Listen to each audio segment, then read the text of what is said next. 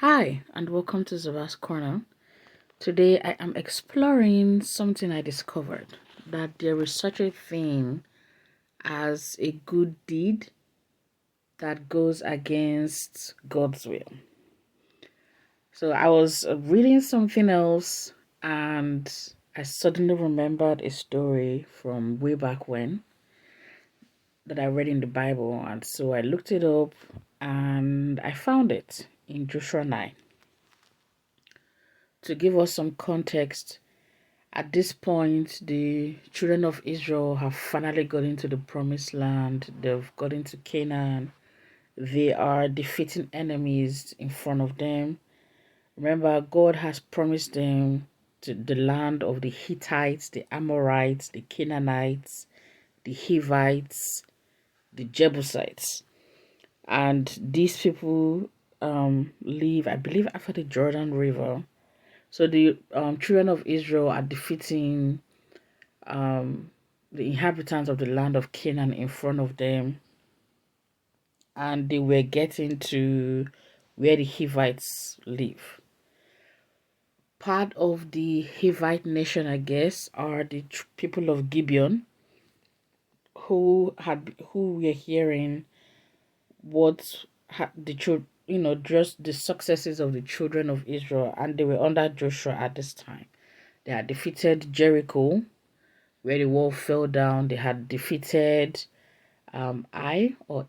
That's where, if you remember the story of Achan, that's AI. So they had defeated those two big cities and they were marching forward. So the people of Gibeon came up with a ruse, doctored up their sandals and their clothes, they made it look old. They deliberately dried some bread, deliberately took some moldy bread. They put on really old, ragged clothes. They were sewing old patches on their sandals. And then they load all their donkeys, go to the nation of Israel and say, look at us, we've come from a very far place. When we were coming, all this bread was fresh, and now that they are so dry and moldy, to give you an idea of how far we've come. Meanwhile, it was all a lie.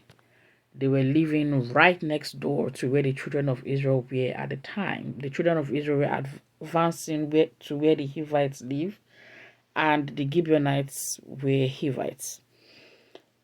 So the children of Israel, or their representatives, I guess, made a treaty with them. All they did was examine what they could see and made a treaty with these people. Remember, these are the people God has said, I will destroy them on your behalf. You will live in their land. Just to give you some context, over and over and over again, God had talked to them about giving them the land of the Hivites. So Exodus 3:8, God has said, and I am come down to deliver them out of the hand of Egyptians, and to bring them out of that land unto a good land, unto a land flowing with milk and honey, unto the place of the Canaanites and the Hittites and the Amorites and the Perizzites and the Hivites. Remember, the Gibeonites, or the people from Gibeon, are Hivites and Jebusites. You see it again in Exodus 3:17. God goes down the list of the people he's giving them the land for, and the Hivites are on that list. Exodus 13:5. You see it there as well. Let me see, Exodus 23:23. Even there, God says he will cut them off. For my angel shall go before thee, and bring thee in unto the Amorites, and the Hittites, and the Perizzites, and the Canaanites, the Hivites, and the Jebusites, and I will cut them off. You see it in Numbers 13:29, in Deuteronomy 7:1.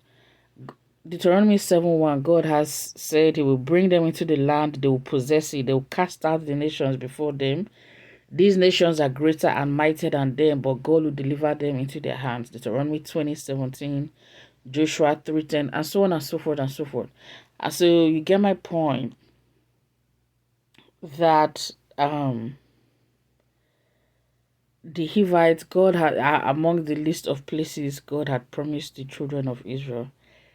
Yet when they came to them, they did not ask God. They made a vow with these people in Joshua 9. Verse 14 was very interesting to me. So the Israelites examined their food, but they did not consult the Lord. They went ahead, they made a pact with these people, they swore an oath actually, and made a treaty. And it was after that they learned the people lived nearby. Oh, the children of Israel were really hot. They were tired about it, and they decided we are going to march against them. Except we went and marched against them, and there's nothing they could do, because they already made an oath. They called upon the name of the Lord. They made a binding oath and a treaty with these people. They could not do anything. You can't kill them. You can't drive them out. You have to let them leave. And they asked them, "Why did you do this? Why did you deceive us?" And they said, "Well, we heard what was going on, and we were afraid for our lives, so we came." I'm not even blaming the Gibeonites, part of the Hivite nation, for trying to, take care of themselves. Like, they're hearing people are being driven out from towns. The Lord is delivering all these cities into the hands of the children of Israel. So they were out there trying to fight for themselves. I don't blame them. But the children of Israel, to whom the promise had been made, I guess, feeling all flush with victory from two big towns, now left, right, and center, your name is being spread across the land. Where you had been slaves for a while, now you're conquerors in the land. You finally achieved, or rather, the promise of God is finally being manifested. And then they got careless. And so going forward, the Gibeonites were part of the children of Israel going forward. Where God had promised them everything, they now had to share with the Hivites, or at least part of the Hivite nation. Where God had promised them 100%, because of an act of mercy that was outside of God's will, they could not achieve that. And by the way, they weren't the only nation they could not drive out, but that's in a separate video. But this one, I'm focusing on the act of mercy, or the good deed that the children of Israel performed that was outside of God's will. It didn't even register until I went back to it. And there is such a thing as a good deed we can do, or a good thing we can do, that is outside of God's will, that can taint God's promise in our lives. It just goes to show that every single thing we do, we need to check in with God, even if it's a good thing. There are some of us who somebody will roll in and ask for money, and out of a generous heart you give. You don't know where the money is going or what they're trying to do with it. This goes to show, before we are generous, especially when we are in a season where God is blessing us, where God's promises God's promises are beginning to manifest in our lives, we need to be really careful, even when it's a good deed. Checking with God, is this within your will for me? I don't believe God will ever steer us wrong. If there is something we believe is a good deed, and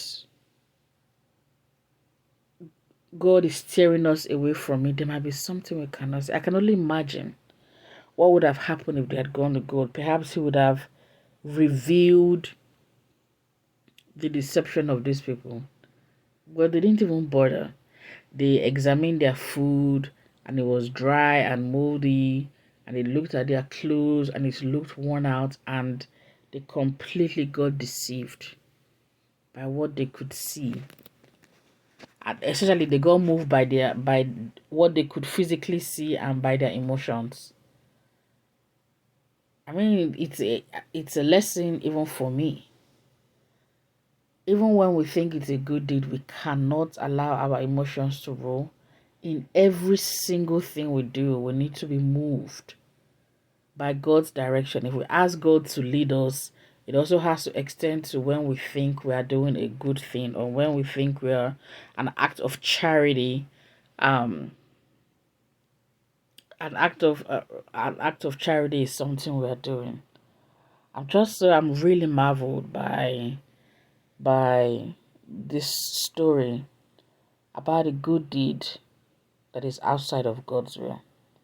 It's definitely food for thought and something we need to keep in mind. Well, that was it for today. As always, I'm always interested to hear what it is you have to say, what your thoughts are, what you think.